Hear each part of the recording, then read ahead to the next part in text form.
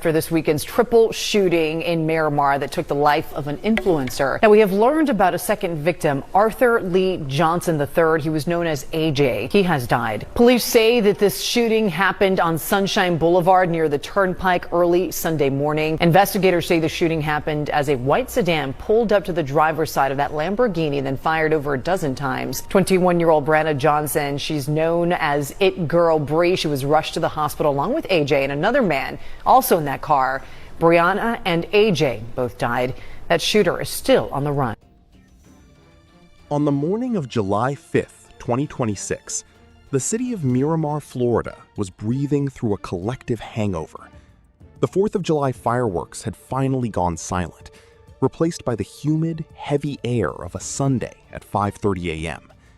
For most, this was the hour of deep sleep. For others, it was the end of a long, high-energy celebration of life, success, and family. Inside a vibrant, lime-green Lamborghini Urus, a machine that screams for attention even when it's standing still, 3 young people were navigating the quiet residential turns of the 2300 block of Sherman Circle. They were dropping a friend off. It was supposed to be the final, mundane act of a spectacular night. But as the Lamborghini slowed, the silence of the neighborhood wasn't broken by a goodnight or the closing of a car door. It was shattered by a sound that the residents of Sherman Circle initially mistook for the leftover remnants of the holiday. The life of a young South Florida influencer tragically cut short when she and 2 men come under fire in Miramar early Sunday morning. A trail of gunfire unleashed on them as they drive the Lamborghini seen in this surveillance video obtained exclusively by 7 News. Watch as a car follows them down the street. Shots are fired, then the car speeds off and the Lamborghini crashes into a home. 3 people were inside the car. All 3 had been shot. The woman who died, 21-year-old Brianna Johnson, who goes by the name DreamDoll Brii. The devastating chain of events all unfolded around 5:30 Sunday morning on Sunshine Boulevard. The sound of those piercing bullets waking up neighbors. Her mother did, actually. She said she thought it was fireworks at first, but then something just felt a little bit off. Earlier in the night, family members say the 3 victims had attended a large party at a nearby home. Later, they made a stop at a Shell gas station where a fight broke out. Detectives believe the car was then targeted and followed. This is no way to wake up on a Sunday morning. All 3 victims were rushed to Memorial Regional Hospital. Investigators now searching for the car that sped off. So thinking a 40 model of a BMW, dark tints, white, and I see him going southbound from here. Copy. While those in the area are reeling from what happened. Never experienced anything like that. Everyone here pretty much knows each other, so it's a pretty tight-knit neighborhood. Eugenia Cruz, a neighbor who had been jolted awake by the noise, told reporters she thought it was just more fireworks. It was a reasonable assumption. It was a holiday weekend, after all. But then came the screaming. Not the scream of a partygoer, but the frantic, raw vibration of someone realizing their world has just been dismantled in a matter of seconds.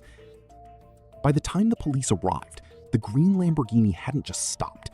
It had drifted, a ghost ship of German engineering, until it thudded into the side of a nearby house. 21-year-old Brianna Johnson, known to hundreds of thousands of followers online as DreamDoll Brii, lay dead. Her cousin, 21-year-old Arthur Lee Johnson III, known as AJ, was clinging to a life that was rapidly slipping through his fingers. A third passenger sat nearby, his face shattered by a bullet, his mouth eventually needing to be wired shut just to keep his jaw together. But as the sun rose over Miramar, the digital footprint these 2 left behind began to paint a picture of who was actually sitting in that car. And the more the public learned, the more the why began to feel like a void that could never be filled. To understand why this outlier case has gripped the heart of South Florida, you have to look past the flashing lights and the rented supercar. You have to look at the before. You have to look at 2 kids who were raised as siblings, who shared a childhood, a high school, and eventually, a final moment. But as the police began to pull the surveillance tapes from across the city, they realized that the trouble didn't come from inside the Lamborghini. It had been following it through the neon-lit streets of Miramar for hours. To find the truth, investigators had to reconstruct the night of July 4th. And what they found was a timeline that was far more complex and far more predatory than a simple gas station dispute. The night of July 4th didn't begin with a sense of dread. It began with the kind of electric, high-stakes energy that defines South Florida during a holiday. The first stop on the timeline was a mansion party, an Airbnb rental that had become a temporary kingdom for the young and successful. Witnesses say the mood was celebratory. Brianna, AJ, and their friends were exactly where they were supposed to be. The green Lamborghini Urus sat out front, a neon green sentinel under the palm trees. At this point in the night, the car was a trophy of a good year, a symbol of making it. But in the world of true crime, a supercar isn't just a vehicle, it's a beacon. It draws eyes. Some of those eyes are filled with admiration, but others are filled with a much darker curiosity. The first stop happened shortly after 4 a.m. In the surveillance footage, you can see the group acting normally. They are getting snacks, perhaps fuel, but friends of the family have told reporters that a dispute or an altercation may have occurred here. Then came the second gas station stop. Why stop twice? Was it for a different friend? Was it because they realized they were being followed and were trying to stay in a well-lit, populated area? Detectives haven't released the specifics of what happened at that second stop, but they have confirmed it is a primary lead. They are looking for a white sedan, not just a car that happened to be there, but a car that mirrors every turn the Lamborghini made. By 5:20 a.m., the group was finally heading toward Sherman Circle. They were minutes away from ending the night. The hunt had lasted nearly 6 hours, stretching across 3 cities and multiple venues. The occupants of the Lamborghini likely thought they had made it home. They were in a residential circle, a place of families, of manicured lawns, of quiet Sunday mornings. They didn't know that the white sedan was already pulling up behind them. They didn't know that the shooter wasn't looking for a robbery. They weren't looking for the car. They were looking for blood. At approximately 5:30 a.m., the first 911 call hit the Miramar Dispatch Center. The audio from these calls has since been released, and they are a descent into a nightmare. In one recording, a man's voice is heard. It's not just loud, it's guttural. He is screaming, "Please help me! Please help me!" over and over again. It is the sound of someone who is watching his life's foundations crumble in real time. 911, what's the address of the emergency? Okay, where are you located, sir? I'm not sure. I'm in Fort Lauderdale. Are you in Fort Lauderdale or are you in Miramar, sir? I don't know where I'm at. Okay, where's the person now? Okay. Please help me. Please. Please. I understand, No. sir. Hello. Hello. Come on, location. Come on, location. Come on, location. You need to give me a... Hey, come to my location now. Come. Police, come. Hello? Come. We're down the street. We're down the street. Hello, sir. I'm here. Yes, it's me. I don't know. We're down the location. Police. Repeat that one more time. Bam. Bam. Okay. I can't do this. I can't. Yes. Okay. I have it here. Listen, I have the completely given up on how this person looked. I don't know. Just come to the address, please. They are going to be on the way, but we need to know how the subject looks. Do this. I can't. Bam. Calm down. You sure it's not going to help? I cannot. You said it's what you're trying to say? I cannot do this shit right now. Give the phone to someone who can speak with me. Give the phone to someone who can speak with me. I cannot do this. Bring the ambulance. Bring the ambulance here. Yes, ma'am. We have the call. Please for rescue as well, ma'am. I can't do this here. Everything is happening today. Everything. Who's up?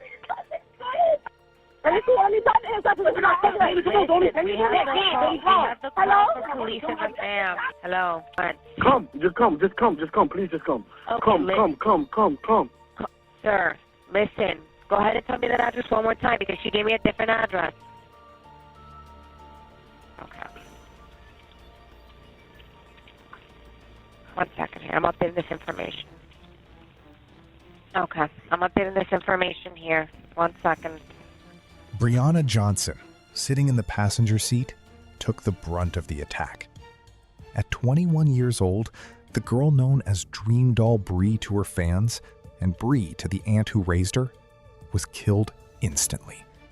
Her journey from the mansion party to the residential circle ended in the seat of a rented car, under the confused gaze of neighbors who still thought they were hearing fireworks.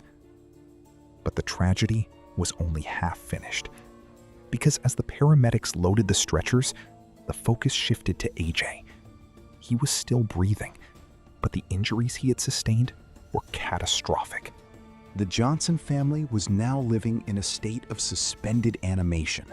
One half of their heart, Brianna, was already gone, her life extinguished in the passenger seat of that Lamborghini.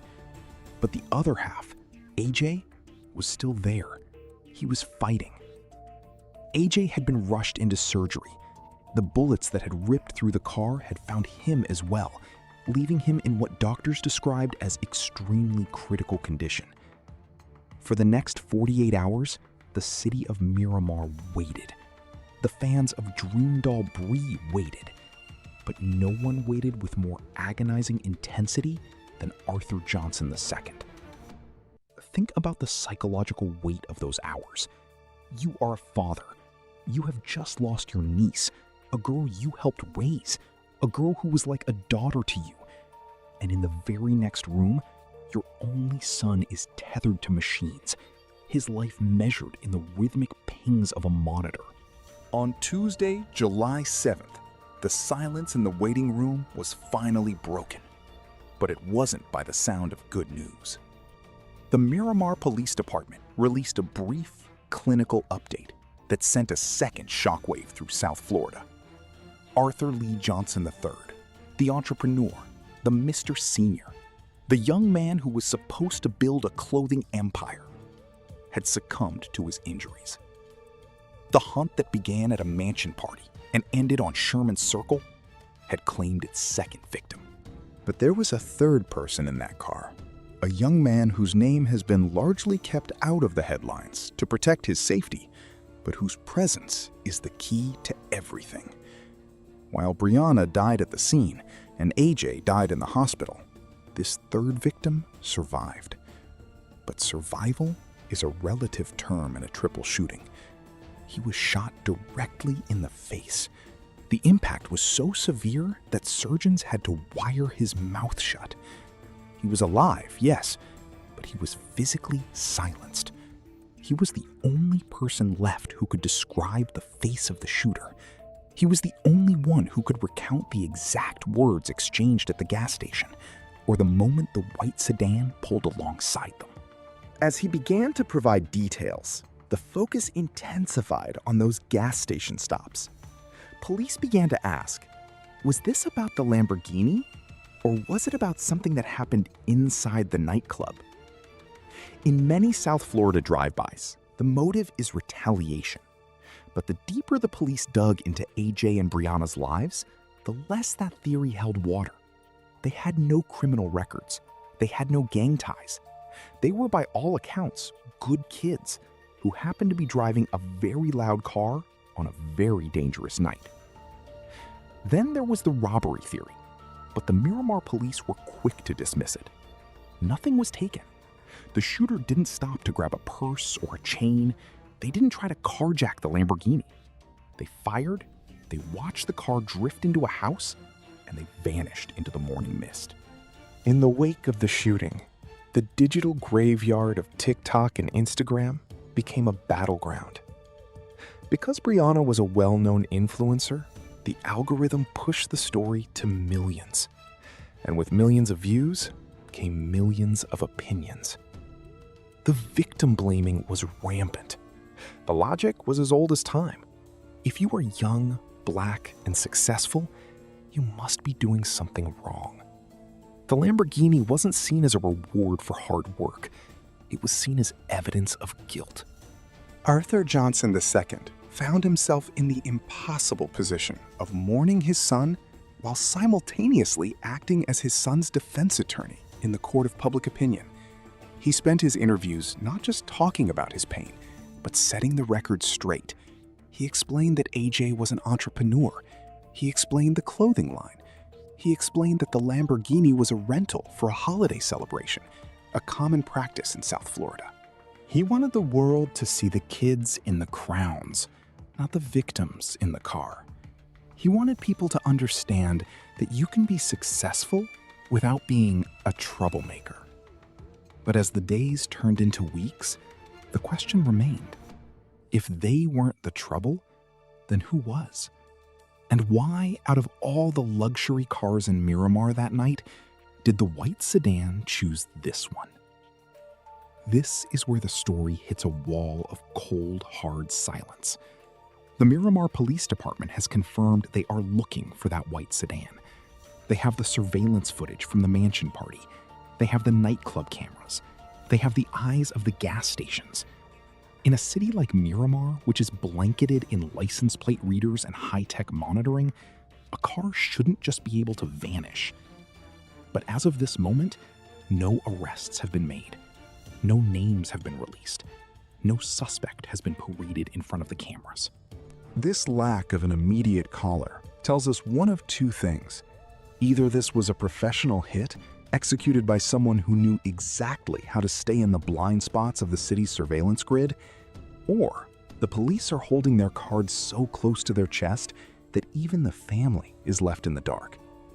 The Miramar PD has stated publicly that they are protecting the integrity of the investigation.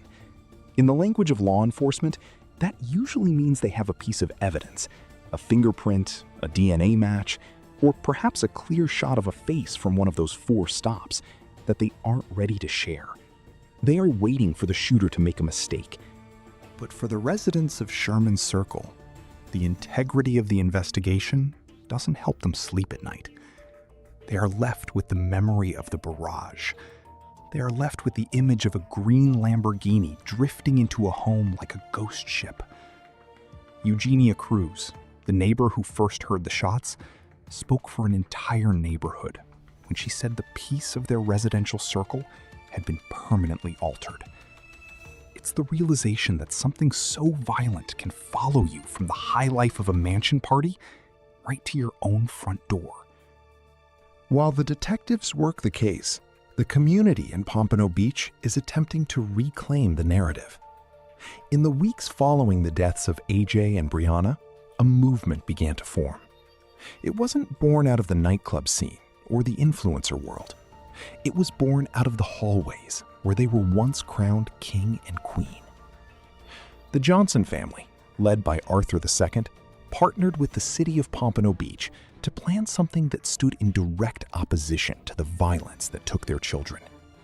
They organized an anti-violence, anti-gun demonstration. It wasn't just a funeral, it was a manifesto. Arthur Johnson II made a promise. He said he would turn this into something good. Think about the strength required to make that statement while the surgical wire was still being removed from the survivor's jaw, and while the chairs in his own home sat empty. He is fighting to ensure that AJ and Brianna aren't remembered as a true crime outlier or a 100x viral story. He wants them remembered for the graduation gowns, for the clothing line that AJ never got to fully launch, for the hundreds of thousands of followers Brianna inspired to chase their own dreams of success. The senselessness of this case remains its most haunting feature. If it really was a dispute at a gas station, a moment of friction over a look or a word, then we are living in a reality where life is worth less than the $1.58 it costs to buy a pack of hamburger buns. We don't have all the answers yet. Someone out there knows where that white sedan went. Someone knows who was behind the wheel.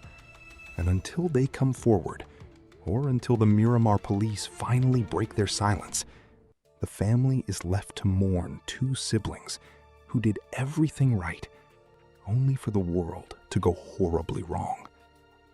Arthur Lee Johnson III, 21 years old. Brianna Johnson, 21 years old. Two cousins raised as siblings. Two dreams cut short. One city waiting for justice. This story is far from over. As we've seen in the hours and days since that Sunday morning on Sherman Circle, the facts are still shifting, and the pressure on the Miramar Police Department is only growing. The search for that white sedan and the individuals inside it is the only thing that stands between this family and the closure they so desperately deserve. Here at Murder Watch TV, we are keeping a close eye on the court dockets, the police press releases, and the community updates coming out of Pompano Beach. The moment a name is released, or a new piece of surveillance footage is made public, we will be right here to break it down for you. We are committed to following the trail of the green Lamborghini until every question has an answer. If you want to stay updated on this case and others like it that deserve the world's attention, make sure to hit that subscribe button and tap the bell icon. By staying informed, you help keep the memory of victims like Brianna and AJ alive, and you ensure that their stories don't just become another forgotten statistic in the algorithm. The world can be an unpredictable place, and as this case reminds us, the shadows can sometimes follow even the brightest lights. Thank you for watching Murder Watch TV. Keep your eyes open, stay vigilant, and please, be safe.